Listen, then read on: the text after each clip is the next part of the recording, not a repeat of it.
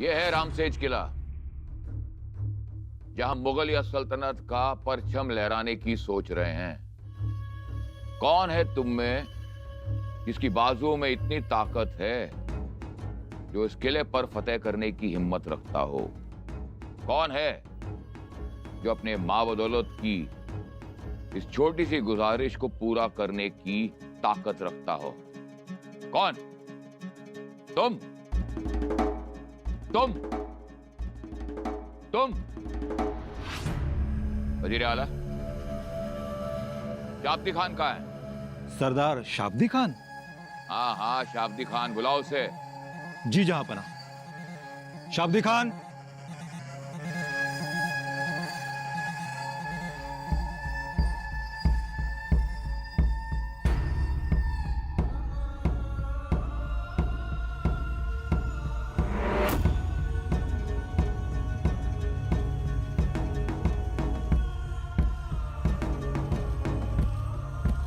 आओ शाब्दी खान, आओ।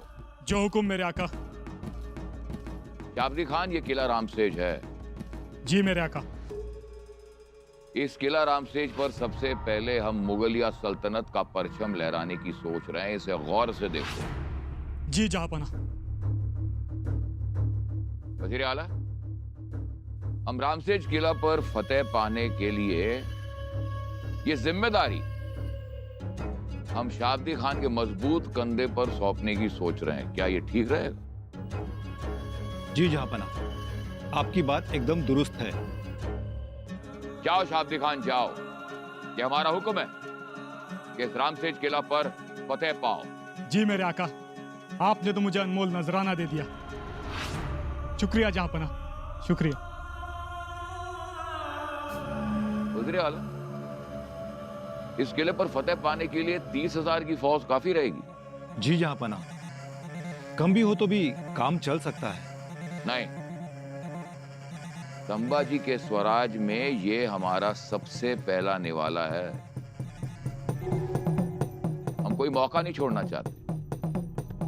शाब्दी खान, तुम 40,000 की फौज लेकर किला रामसेज पर फतेह पाओगे। जी जहांपना, आपने जो जिम्मेदारी मुझ पर सौंपी है मैं उसे बखूबी निभाऊंगा। बहुत खूब, सुभान अल्लाह। अब एक बात बताओ, इस किले पर फतेह पाकर तुम कब तक लौटोगे? जहांपना, यह किला तो बिल्कुल मामूली है, मतलब यूं समझ लीजिए कि ना के बराबर है। हम फिर भी यह जानना चाहते हैं, इस किले पर फतेह पाकर तुम कब से लौटोगे, क्योंकि इस आलीशान खबर का हमें बेसब्री से इंतजार रहेगा। जहांपना, एक मामूली किला फतेह करने में जितना वक्त लगता है, उस वक्त से भी आधे वक्त में यह किला फतेह करके मैं आपके कदमों में पेश कर दूंगा। बहुत खूब, सुभान अल्लाह।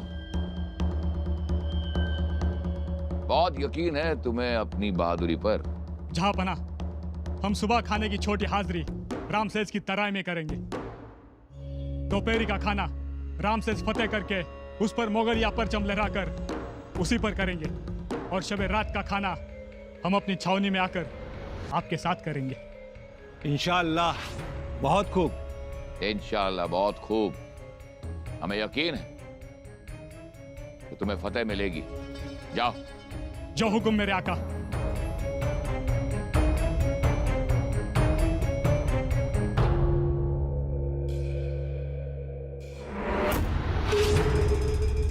रामसेज।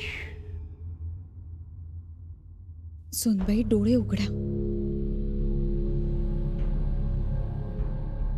जाऊबाई, बघा, मातोश्री तुम्हाला हाका मारतायत. बघा.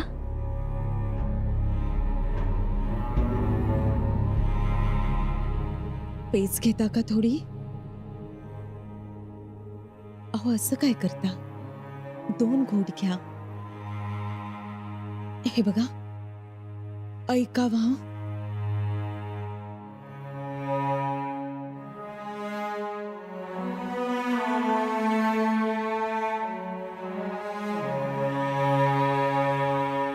राजन,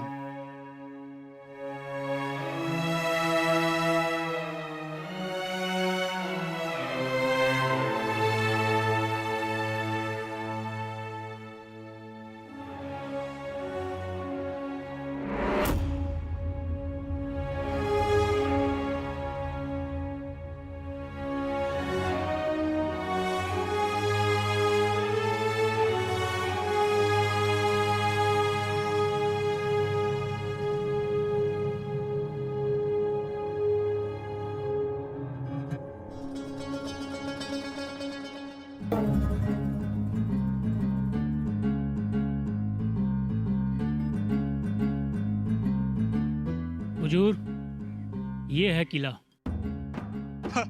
ये किला है? इतना छोटा सा किला? किला है या मजाक है? सही फरमाया आपने। इतना छोटा सा किला तो हमारा कोई सिपाही सलार भी ले सकता है, और इतने छोटे से काम के लिए जहां पना ने हम जैसे सूरमा को भेजा है। हुजूर कुछ तो सोच होगी। होगी, सोच तो जरूर होगी। सोच ये होगी कि हमारे फौज के कदमों की उड़ती हुई धूल देखकर ये रामसेज कांप उठेगा। हमारे फौज की धूल ही हमें फतेह दिलाएगी। इंशाअल्लाह। आज तो जीत हमारी ही होगी। किलेदार अपने जान की भीख मांगता हुआ, रोता गिड़गिड़ाता हुआ हमारे पास आएगा। या खुदा शुक्र है आपका कि आज ना शमशीर खींची जाएगी और ना खून बहेगा, और रामसेज हमारे कब्जे में होगा। हम किलेदार को हुक्म करेंगे कि उतारो वो भगवा। किलेदार अपने थरथराते हुए हाथों से वो भगवा उतारेगा, और हम अपना मुगलिया परचम लहराएंगे। तमाम लश्कर, तमाम फौज जश्न मनाएगी। नाच और रंग का बाजार गर्म होगा। वाह! और हम बादशाह सलामत के साथ दावत। वाह शाब्दी खान, वाह! उन माथ्यावर आली गाड्या, पण वाऱ्याच्या झुळका कशा गार सुटल्यात. अरे यो रामसेज किल्ल्यावरचा वारा आहे. इथं वारा थंडगारच राहतो या. अरे म्हणून तर सत्ययुगात प्रभू रामचंद्रासने इथं गाढ झोप लागली होती, असं आपले किल्लेदार म्हणतात. किल्लेदार म्हणतात मग खरंच असणार. खरे लेका. चल पांडवा, अरे तो बघितला का धुळेचा लोट?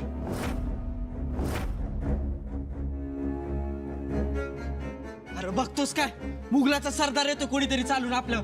काय? आपल्या रामसेजवर? वय तर. अरे लय मोठा फौजफाट आहे. आपले किल्लेदार कुठे आहेत?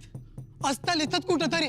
अरे अशा वेळी किल्ल्याचा दार बंद करायचा म्हणजे त्यासनी विचारायला नको का कुठे आहेत किल्लेदार? अरे देवा, आता रे.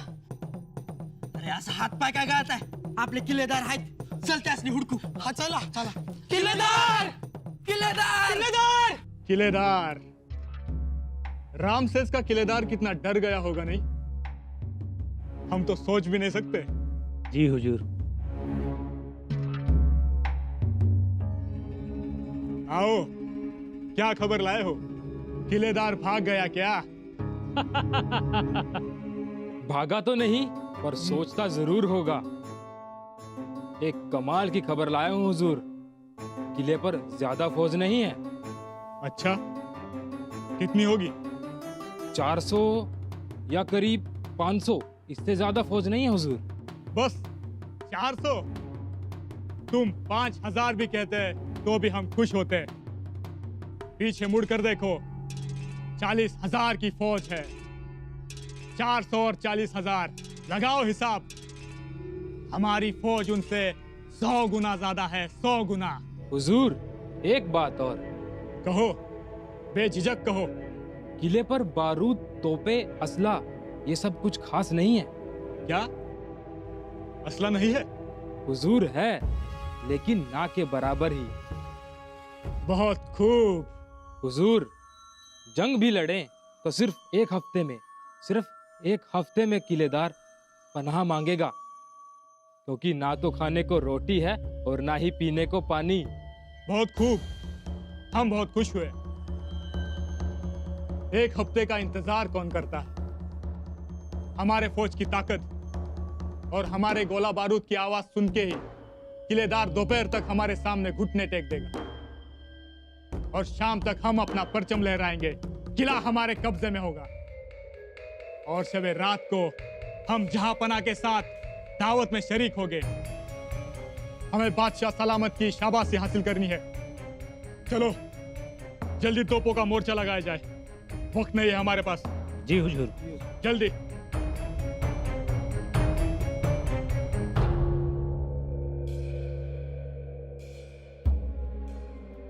राजन, कविराज, एवढी तातडी कसली? राजन, औरंगजेबाच्या छावणीतून खबर आहे. खबर? कसली खबर? औरंगजेब पहिला हल्ला रामशेजच्या किल्ल्यावर करणार आहे. रामशेज?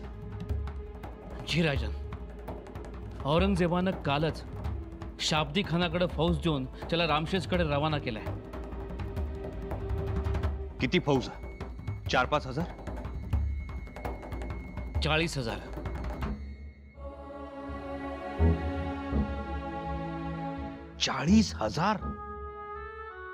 जी राजन. कविराजावर रामशेजवर जेमतेम 400-500 मावळे आहेत आणि किल्लेदारही जगदंब. परंतु राजन, नाही म्हणजे एवढे मोठे महत्वाचे किल्ले असताना एवढासा छोटासा किल्ला का निवडला असेल औरंगजेबानं? कविराजा, औरंगजेब मोठा धूर्त आहे. मोहिमेच्या सुरुवातीलाच अगदी थोड्या दिवसात एक किल्ला घशात घालून आपल्या फौजेला फतेह दावत देण्याची त्याला घाई झाली असणार. अशा विजयानं फौजेतली मरगळ दूर होते. शाब्दी खान तर म्हणालाय, सकाळची न्यारी रामशेजच्या पायथ्याशी, दुपारचा खाना किल्ल्यावर आणि रात्रीची दावत बादशाह बरोबर. म्हणजे एका दिवसातच. कविराज, इतर किल्ल्यांची मजबूती पाहता पाहता आपलं नेमकं रामशेजकडे दुर्लक्ष झालं. रामशेजवर आपण शिबंदी कुमक पोचवली नाही. औरंगजेबाचं लक्ष जाणार नाही असंच आम्हाला वाटलं होतं, इतरांनाही वाटलं होतं. कविराज, आम्ही कालही हे म्हणत होतो आणि आजही हेच म्हणतो आहोत की स्वराज्यातला गडच काय, पण दगड सुद्धा महत्वाचा आहे. कारण तो आबासाहेबांच्या विचारांनी भारावलेला आहे. त्याची हिफाजत ही आपण केलीच पाहिजे. आता आपल्या तातडीनं हालचाल करून रामशेजवर कुमक आणि रसद पोचवायला हवी. जी राजन. आणखी एक हुनरबाज मावळा बोलावून घ्या, जो आमचं पत्र रामशेजच्या किल्लेदारापर्यंत पोहोचवेल. जी राजन. किल्लेदार, किल्लेदार, किल्लेदार, किल्लेदार. काय झालं? मिठाबाई, किल्लेदार कुठे आहेत? ते तलावापाशी असतील की. चला ना, चला. अहो काय झालंय काय?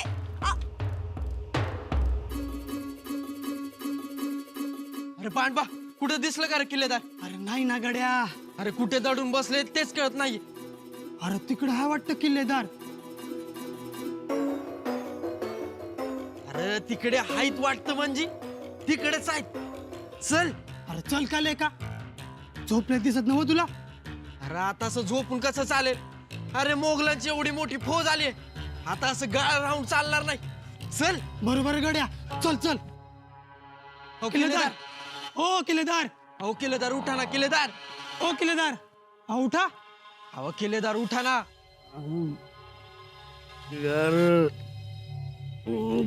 झोपू द्या की.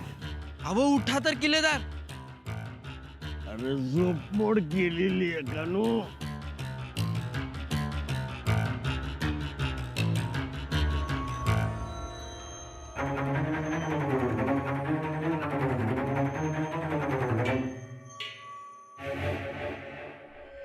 काय एवढी तातडी आहे? वाघ आला का? अहो, वाघ नाही, लांडग्यांचं कळप आलाय. लांडग्याचं कळप आलं तर मला कशाला उठवता? घ्याचं काट्यानं द्याचं तडाखा. सकाळी सकाळी झोप काढाव्यात आलं किल्लेदार किल्लेदार करत. अहो किल्लेदार उठा आता. लेखानो, तुम्ही रातच्याला उताने घोरत पडत राहताय. मी ते 4-5 फेऱ्या मारतो चारी बुर्जावर, बेंगलेल्यानं उठवतो. माझी झोप कमी होती म्हणून पडलो. कारभारीन हाळी द्यायच्या आत म्हटलं झोप काढावी तर तुम्ही आला किल्लेदार किल्लेदार करत. चला, उठला तुमचा किल्लेदार. बोला. अहो किल्लेदार, खाली फौज आली मुघलांची हल्ला करायला. रामशेजवर हल्ला? वय माझे तिंगल नाही ना करत, नाही तर तुम्हाला ठाव आहे माझा राग. मी तड आणि थोबाडी एक. अहो किल्लेदार, खरं सांगतोय. खरंच खरंच आली आहे फौज. होय किल्लेदार, हो तर तुम्ही बघा तुमच्या डोळ्यांनी. चला. चला मग, कोण बोंबलीचं आलं ते बघूया.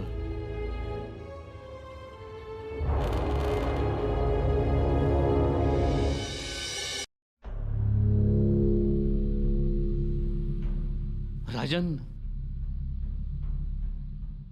बोला कविराज. राजन, हा शाब्दी खान खरंच रामशेजचा किल्ला घेईल? बघू, आपण रसद तरी पाठवू. नाही, आपण त्यापेक्षा एखादा नामवंत मोठा शूर किल्लेदार पाठवला तर? अजूनही वेळ गेली नाहीये. कविराज, रात्रीच्या अंधारात नवा किल्लेदार पाठवता येईल रामशेजच्या घेऱ्यात.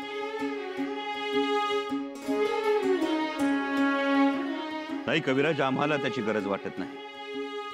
आहे तो किल्लेदार शाब्दी खानाला बघून घे. परंतु राजन, या किल्लेदाराचं वय बघता, हिम्मत ताकद बघता, तो शाब्दी खानाशी लढू शकेल? किल्ले राखण्यासारखी एकही गोष्ट नाही त्याच्याकडे. मान्य आहे कविराज. रामशेजचा किल्लेदार म्हातारा आहे. त्याच्याकडे ताकद नाही, हिम्मत नाही. 2 प्रहर तलवार चालवण्याचं बळही त्याच्या मनगटात नाही. पण कविराज, हे सगळं जरी नसलं ना, तरी त्याच्याकडे एक गोष्ट आहे. अपार निष्ठा, स्वराज्य निष्ठा. तेवढी पुरेशी आहे? तेवढीच पुरेशी आहे कविराज. मला मान्य आहे आपला रामशेजचा किल्लेदार एक साधा भोळा शेतकरी आहे. त्याचं मूळ शेतात आणि कुळ पंढरपुरात आहे. पण एक आहे कविराज, आपला किल्लेदार जरी वयस्कर असला ना, तरी तो बाभळीच्या गाठीसारखा टणक आहे. खैराच्या खोडासारखा पिळदार आहे. मोठ्या मायेनं तो ओसाड रान नांगरतो, बरड रान फुलवतो. पण जर कोणी त्याची खोड काढली ना, तर त्याला रुमण्यानं झोडपतो सुद्धा. अन्यायाविरुद्ध जेव्हा तो तलवार हाती घेतो, तेव्हा ती नांगरासारखी चालवतो आणि माणसातली ढेकळं बाहेर काढतो. उभ्या पिकावर आलेल्या पाखरांच्या थव्याला गोफडीत भरून मऊ ढेकूळ मारल, उगाच भ्या दाखवण्यापुरता. पण जर भरल्या स्वराज्यावर मोगली फौजांची टोळधाड आली ना, तर त्याच गोफडीत दगड भरून असा मारा करल की दगडांची परसात आणि रक्ताची कारंजी एकाच वेळी उडतात. आणि त्यावेळी तो ऊन, वारा, पाऊस, पाणी काही काही बघत नाही. जशी मढी झाकून शेतकरी शेती करतो ना, तसाच इथंही मढी झाकून दगडांचा मारा केला जातो. म्हणायला यांचा देव पांडुरंग आहे, पण तो फक्त अबीर बुक्का लावण्यापुरता. यांची निष्ठा, यांची भक्ती आबासाहेबांच्या पायावर वाहिलेली. एक वेळ दगडालाही हे फुलं आणतील, पण फंद फितुरी करणार नाहीत. ताकद कमी पडली तर प्रसंगी कटून मरतील, पण झुकणार नाही. जोंधळ्याच्या सरमाडासारखी पुन्हा ताठ उभी, डोक्यावर मोत्यांची उंजळ घेऊन. त्यामुळे कविराज, आपल्या किल्लेदारांच्या वयाची, ताकदीची अजिबात चिंता करू नका. राजन, अशी माणसं आहेत स्वराज्यात? अशीच माणसं आहेत कविराज. आणि ही सगळी आबासाहेबांची देण. आता आपलं कर्तव्य फक्त रामशेजला रसद पोचवण्याचं. एकदा का रामशेजला रसद पोचली की मग बघाच, थोपटलाच आपल्या किल्लेदारानं दंड आणि ठोकला शड्डू त्या शाब्दी खाना विरुद्ध.